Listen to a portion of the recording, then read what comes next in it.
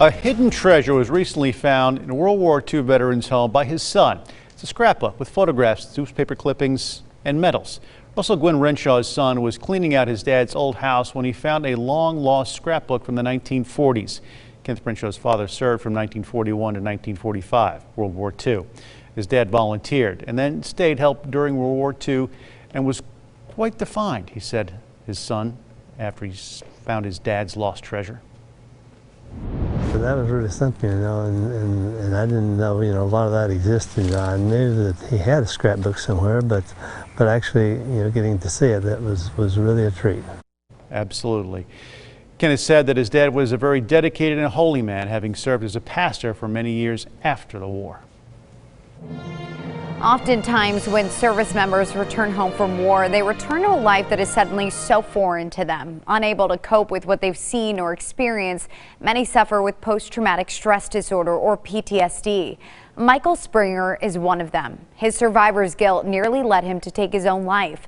16 years later, he's putting pen to paper, finding closure and the faith he needed to not only forgive himself, but help others.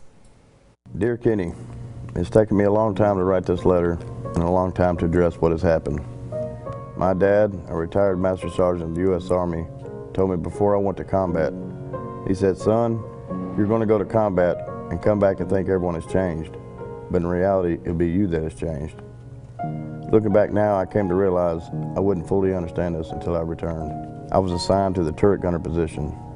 I remember I was so upset I wanted to be a dismount where the action was. Then you were assigned to our squad, at which time you decided you would take the turret gunner position. That decision is something I struggle with every day. On April 25th, 2004 was a day that would change my view of this world and alter my way of thinking forever. Our personal security team was hit with an IED. It was the biggest explosion I had ever seen. You were killed instantly. You were only 31 years old. It was by far the worst day of my life. Upon my return, I found myself in an awkward, dark place. I felt completely out of place with no direction and no purpose with my life. As crazy as it may seem, I just wanted to go back to combat. That was where everything made sense. I felt all alone and left with my thoughts. I have a huge amount of survivor's guilt. I can remember saying to myself that that was supposed to be me. I remember asking God, why? Why did you spare my life and take his? You were a great soldier and a great family man. So instead of looking to God for answers, I turned to drugs, and for the next 13 years, instead of fighting this problem, I managed to fully separate myself from God and became fully numb to any and all feelings. For the longest time, I refused to open up and address my issues. The VA said I had PTSD, but I'd absolutely refused to believe it. My pride told me that I was an infantryman. I knew going into this what my job would entail. So I would go back and forth with drugs for several more years. At this time, I was homeless. I had pushed away anyone who cared for me. I lost my family, friends, and all my self-respect. I really didn't want to live anymore. I started talking with God and getting right with him. I can remember telling God that I cannot do this on my own. And for the first time, I started asking for help. I was so ashamed of myself.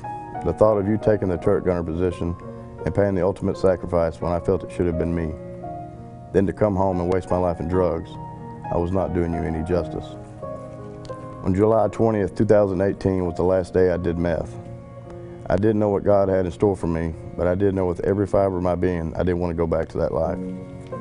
On December 10th, 2019, I went back to the VA in the PTSD program, and this time I broke down and got real with myself and laid it all out there. Then so began the rebuilding process. Kenny, I want to tell you today that I love you, that you are a hero and a true warrior. I want to thank you for your service to our great country. Today, I can look at myself in the mirror and not be ashamed of the person I see. I'm living a life that you would be proud of.